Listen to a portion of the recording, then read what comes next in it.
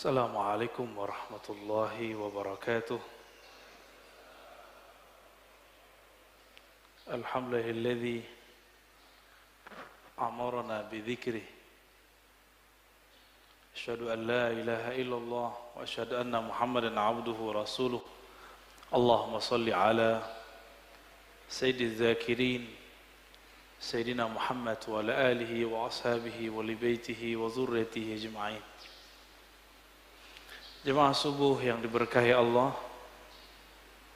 kita masuk ke bab az-zikr. Bab az-zikr ini lumayan panjang karena ini menjadi ruknut tariq, rukunnya tariqah, tariqah wusul ilallah, untuk merasakan hadir kepada Allah. Inilah rukunnya. Rukun itu bahasa Arab artinya tiang. Nggak ada tiang ini nggak berdiri, ya. Sebenarnya apa arti daripada zikir? Az-zikru ada beberapa makna. Namun di sini beliau memulai daripada faedah zikir. Az-zikru yusmirul maqamat kullaha minal yaqazah ila tauhid. Jadi zikir itu menghantarkan orang dari kesadaran batin, kita sadar nih, kita baca, ila tauhid, kepada tauhid, mengesahkan Allah subhanahu wa ta'ala. Wa yusmirul ma'arif wal ahwal, bisa membuahkan ma'rifat dan ahwal. Sebelum masuk ke bagian-bagian intinya, mari kita baca Al-Fatihah untuk baginda Nabi Muhammad sallallahu alaihi wasallam, karena beliaulah Sayyiduz Zakirin, pemimpin ahli zikir, dan kita kirimkan, kita bacakan untuk qalbu kita. Dan begitu juga pengarang kitab ini, Syekh Abdul Qadir Isa Asy-Syadzili Al-Qadiri. Al-Fatihah. A'udzubillahi minasyaitonir rajim. Bismillah. إياك نعبد وإياك نستعين صراط الذين أنعمت عليهم غير المغضوب عليهم ولا الضالين.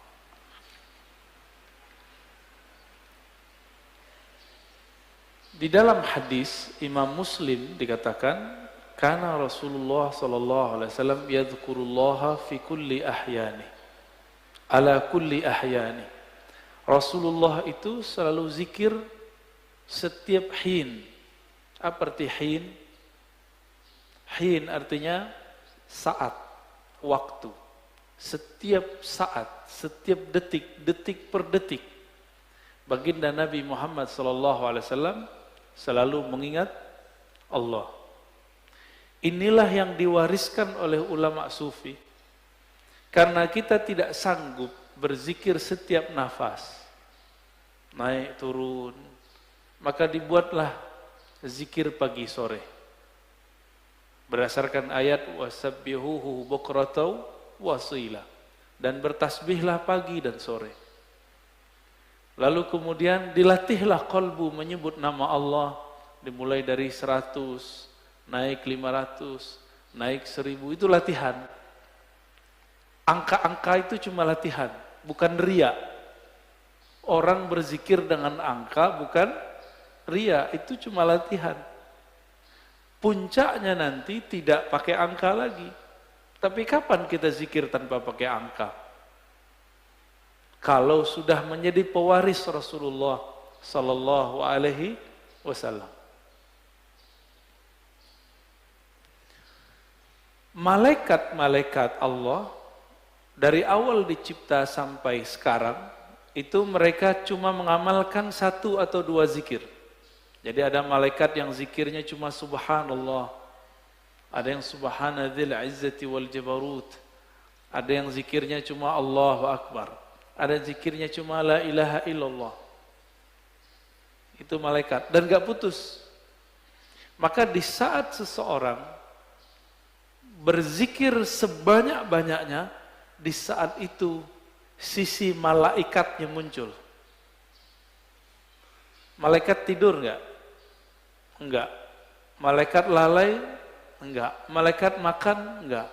Makanya orang-orang yang sudah ahli zikir ini, makannya bisa berkurang.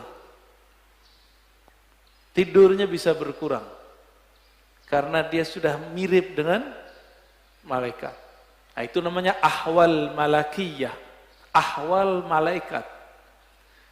Tapi ini nggak boleh lama-lama, bisa mati dia. Tubuh ini tubuh insan, tubuh bashar. Mesti dikembalikan kepada basyariah. Manusia butuh makan. Manusia perlu tidur. Maka Nabi SAW ketika melihat sahabat-sahabat beliau kedapatan ahwal ini, maka beliau mengatakan, ana atqakum, aku yang lebih bertakwa, tapi aku masih tidur, aku masih nikah, masih bekerja. Ya. Jadi kalau ada orang merasakan ahwal seperti ini, itu nggak boleh lama-lama. Dia harus punya guru, mursyid yang akan membimbing dia untuk masuk ke ranah berikutnya. Ya.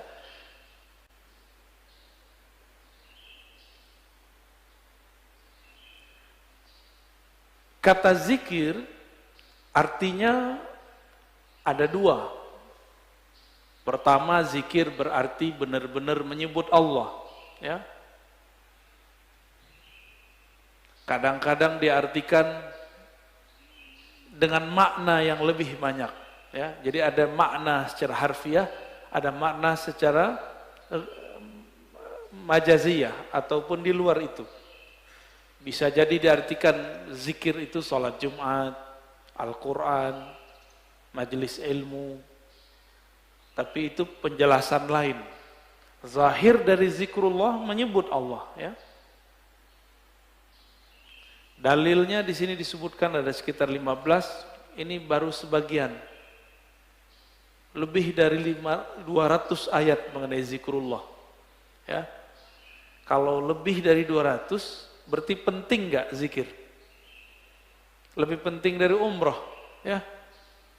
Tapi kenapa di musim normal orang lebih sering ngajak umroh? Kenapa banyak ustadz umroh tapi sedikit ustadz zikir? Bener. Kenapa banyak orang bermimpi bisa umroh tapi sedikit orang bermimpi bisa zikir yang banyak? Karena kalau zikir doang fulusnya tipis, kata dia. Kalau umroh fulusnya banyak. Siapa bilang ya? Itu nggak ngerti dia. Dia nggak faham ayat wala dzikrullahi akbar. Sungguh menyebut nama Allah itu lebih besar dari semuanya. Orang kalau zikir apa aja jadi besar. Ya. Cuma masalahnya nggak yakin kepada Allah Subhanahu wa ta'ala. Dalam surah Al-Baqarah ayat 152 Allah mengatakan fazkuruni azkurkum. Saya sudah pernah syarah di sini.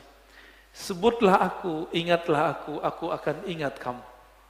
Duluan mana yang mengingat? Allah atau kita? Allah. Maka ciri-ciri tanda-tanda Allah lagi sebut kita digerakkan oleh Allah menyebut namanya. Itulah hakikat ayat ini. Lalu surah Ali Imran 191, alladzina yazkurunallaha qiyaman wa qu'udan wa 'ala junubihim. Ulul albab itu disebut orang yang zikir berdiri, duduk ataupun berbaring. Dalam surah Al-Ahzab, ini ayat yang paling dahsyat ini. Ayat ini sering digunakan tidak pada tempatnya untuk membantah orang zikir dengan angka. Ya ayyuhallazina amanu zkurullaha zikran katsira. Wahai orang beriman, sebutlah Allah sebanyak-banyaknya. Ingatlah Allah sebanyak-banyaknya.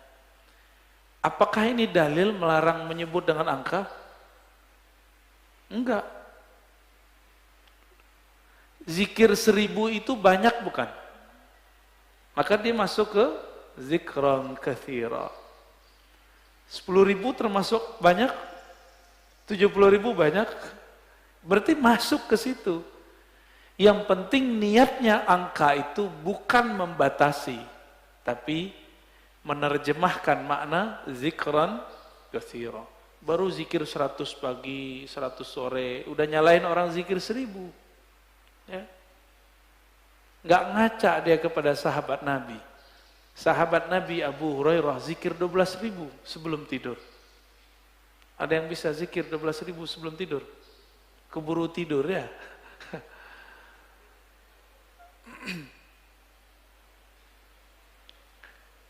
Ada surat Ar-Ra'd ayat 28. Ala bidzikrillah tatmainnul qulub. Ketahuilah hanya dengan menyebut Allah, kalbu bisa tenang. Jadi antum mau belajar apa aja, itu kalbu nggak akan tenang. Jadi orang kalau hijrah, tidak hijrah zikrullah, nggak akan mendapatkan kedamaian kalbu. Oleh karena itu, bagi saya, berdasarkan ayat-ayat ini kan banyak ayatnya tadi. Belajar zikir itu bukan sunnat, tapi wajib. Ya, belajar zikir itu sunnat, salah itu. Belajar zikir itu wajib. Kenapa disebut wajib?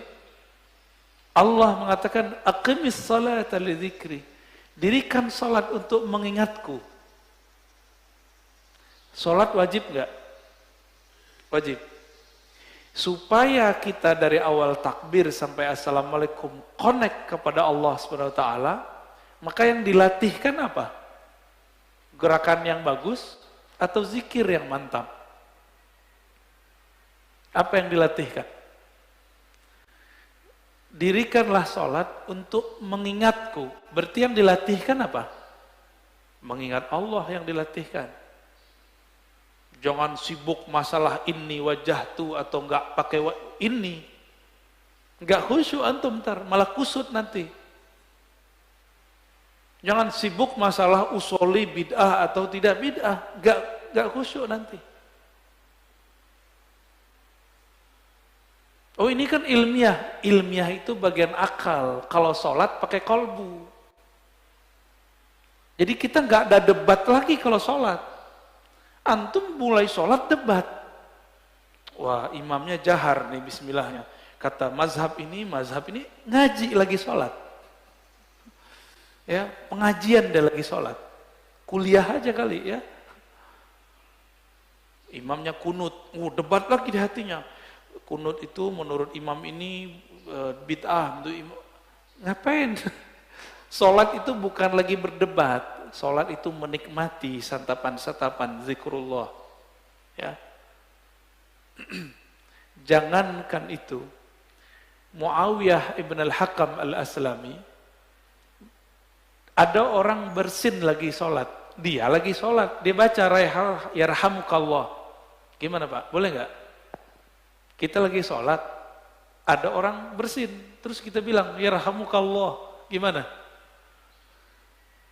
Gimana sholatnya? Masalahnya sahabat ini kan gak semua ngerti fikih. Nabi lagi ngajarin, lagi sholat, sahabat bentak dia. Kayak anak kecil dulu, maka Nabi ini ngajarin sahabat betul-betul satu persatu. Lagi sholat, bentak sahabat, gimana tuh?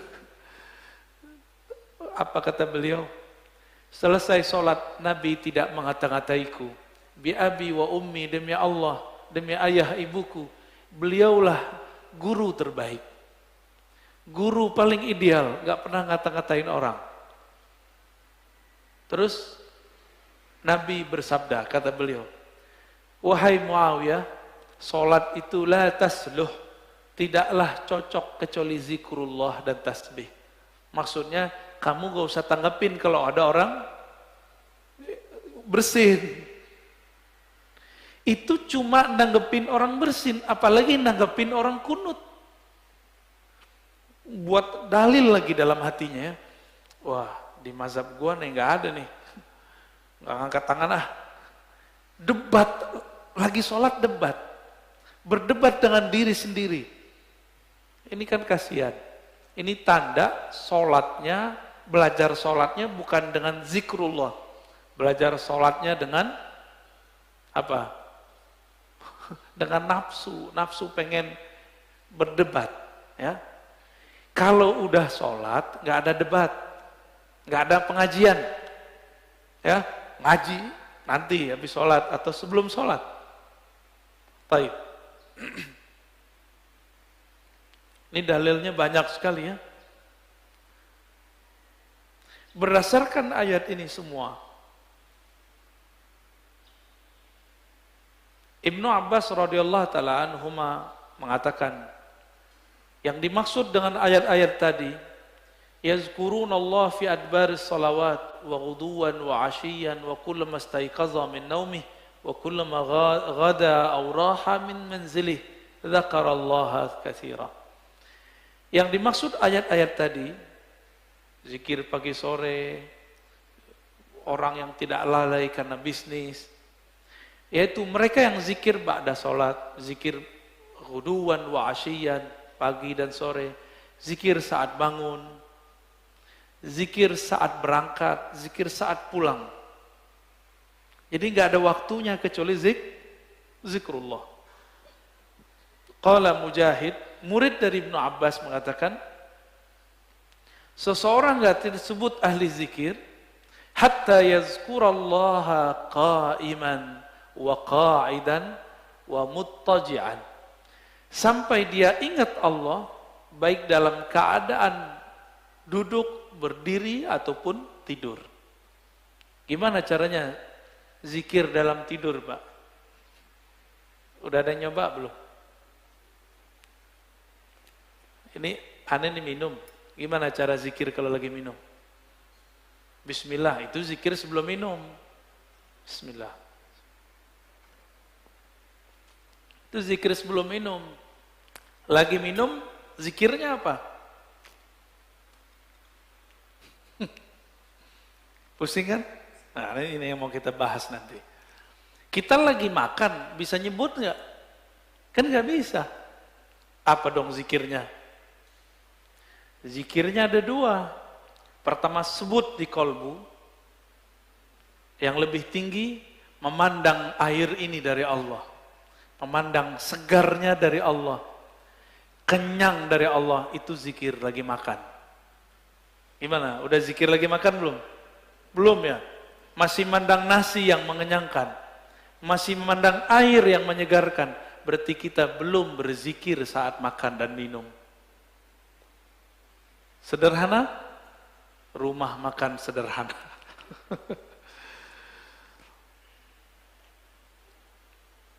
Imam Nawawi mengatakan, ajma'al ulama ala jawaziz zikri bil qalbi wal lisan lil muhdith wal junubi wal haidi wal nufasa. Ulama sepakat bahwa zikir itu dibolehkan dengan kolbu dan lisan, baik bagi yang berhadas, yang junub, yang haid, ataupun nifas. Kenapa? Ini kan zikir, sebenarnya zikir itu golnya di kolbu. Kolbu tidak pernah haid. Kolbu tidak pernah junub. Junubnya kolbu adalah lalai mengingat Allah Subhanahu wa ta'ala. Benar, sering junub gak antum? Maka kita ini sering junub, Pak, mandinya jarang. Ya. Makanya ketika masuk sholat, kita masih membawa junubul ghafalat. Junub lalai kepada Allah Subhanahu wa ta'ala. Orang junub betah nggak masuk masjid? Berani nggak masuk masjid orang junub? Masjid hakiki itu ada di kolbu, lagi sholat. Antum lagi mau sholat, tapi tidak keluar dari junub lalai. Gimana mau menikmati zikrullah? Ya, nggak bisa masuk. Jadi kita nggak bisa masuk ke kolbu kita. Padahal itu diri kita sendiri. Ya. Hadisnya sangat banyak. Ini ada hadis yang paling kenceng ya, paling dahsyat ini. Kata Nabi, masalul ladzi yadhkur rabbahu wal ladzi la yadhkur rabbahu kamasalil hayyi wal mayyit. Hadis ini riwayat Imam Bukhari ya, dalam kitab doa. Perumpamaan orang yang zikir dengan tidak zikir itu sama dengan orang hidup dan mati. Gimana? Berarti kita banyakkan hidupnya atau matinya?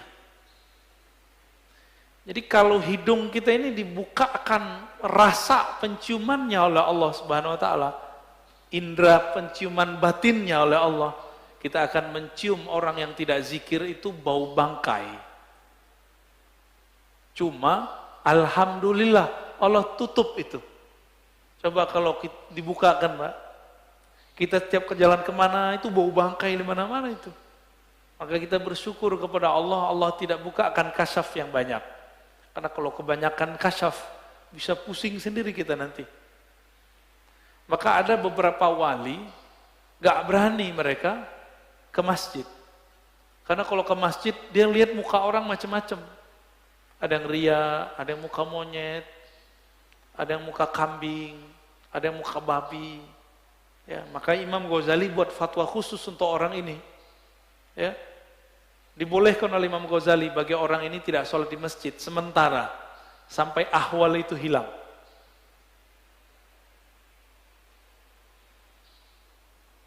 Di hadis yang lain, sesungguhnya Allah Subhanahu wa taala mempunyai malaikat yatufuna fit turuqi yaltamisuna ahla dzikr. Allah mempunyai malaikat-malaikat yang yatufun, bertawaf, berkeliling, mencari majelis ilmu. Ketika mereka bertemu, mereka berteriak, mereka memanggil kawan-kawannya, halummu ila hajatikum, wahai sahabat-sahabatku, wahai para malaikat, berkumpullah. Jika yang dipanggil itu ada manusia yang sudah mendekati karakter malaikat, maka dia juga terpanggil ke majelis itu. Jadi yang datang bukan hanya malaikat, tapi juga manusia yang karakter malaikatnya sudah hidup. Ya, itu mana hadisnya. Itulah sebabnya kenapa majelis-majelis zikir itu rame dulu. Masih ingat dulu Ustadz Arifin? Ya, rame nggak dulu? Cuma ya sayang, Ustadz Arifin tidak berthariqah. Akhirnya tidak ada kaderisasi murid menjadi mursyid. Karena beliau bukan mursyid. Tapi kita berterima kasih berkah beliau Indonesia dizikirkan dengan zikirnya yang khas, dengan suara serak-serak basahnya yang lumayan. Ya. Tapi beliau meninggal ya sudah. Untungnya di negeri ini banyak mursyid-mursyid tarekah. Ya, kita beruntung banyak mursyid-mursyid yang mereka memegang ajaran-ajaran zikrullah. Meskipun dituduh ahli bid'ah, dituduh sesat, dituduh gila, mereka nggak mau hiraukan, mereka tetap jalan. Ya. Itu malaikat ganti shift, fayahuffunahum bi ajnihatihim ila sama'id dunya. Ketika mereka berkumpul, itu malaikat meliputi orang-orang yang duduk di majelis zikir dengan sayapnya. Ada yang lihat gak? Antum kalau kasyaf bisa lihat. Untung tidak kasyaf. Karena kalau kasyaf pasti ketakutan. Ya. Itu sampai ke langit pertama. Nyundul langit. Makanya malaikat dari timur, dari barat lihat, wah kayaknya ada majelis zikir nih. Mereka akan berkumpul. Kalau ada manusia, kolbu yang sudah berzikir, dia akan ikut meramaikan majelis tersebut. Semoga kolbu kita termasuk kolbu yang sudah berzikir. Amin ya rabbal alamin. Semoga yang hadir ini dipandang Allah, kolbunya kolbu berzikir. Amin ya rabb.